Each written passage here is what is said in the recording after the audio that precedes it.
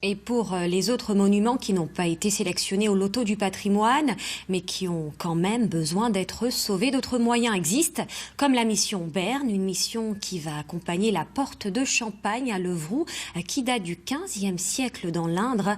La porte de Champagne est aujourd'hui en danger, comme le montre le reportage de Catherine Lacroix et Marion Tac. Regardez. Elle se dresse à cet endroit depuis 1436. Suite aux attaques et aux pillages, les habitants avaient obtenu du roi Charles VII de fortifier la ville et d'ouvrir 3 portes à péage pour en payer les frais. Aujourd'hui, seul vestige de ce temps révolu, elle nécessite une solide restauration. Ce qu'il est prévu, c'est surtout une restauration de la couverture et de la charpente qui, en apparence, semble en bon état. Mais compte tenu du fait qu'il y a des prises d'eau qui sont apparues au cours des années, il y a des parties de la charpente qui sont très altérées, qui sont pourries et qui nécessitent tout simplement un remplacement.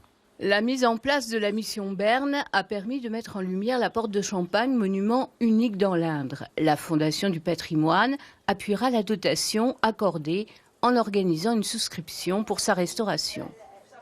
En général, les maires sont toujours très agréablement surpris parce que ça fédère tout à fait le village et les souscriptions rapportent vraiment une somme tout à fait conséquente et au moins, en tout cas, encore une fois, associent les habitants. Les chèques libellés à l'ordre de la Fondation devront préciser la destination précise, porte de Champagne-Levroux, et la municipalité espère que le monument va fédérer, d'autant que les sommes investies bénéficient d'un crédit d'impôt. Vous avez une déduction fiscale qui est très très importante. De l'ordre ? Eh bien écoutez, je crois que lorsque l'on verse 100 € avec la réduction fiscale, ça revient à 33 €.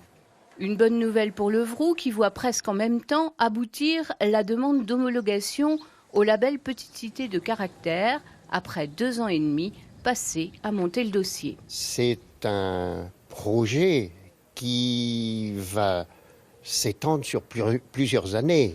Il ne faut pas croire que du jour au lendemain, on est homologué. À l'heure actuelle, on est homologable, c'est-à-dire qu'il y a un certain nombre de choses à faire, à améliorer sur notre commune, ce que nous allons commencer à faire et ce que je souhaite que ceux qui viendront après moi continueront de faire. Avec son riche passé de cité des tanneurs, ses maisons historiques, dont la Maison de Bois, propriété de Catherine de Médicis, et la collégiale Saint-Sylvain, le développement touristique de Levroux bénéficie déjà de bases solides.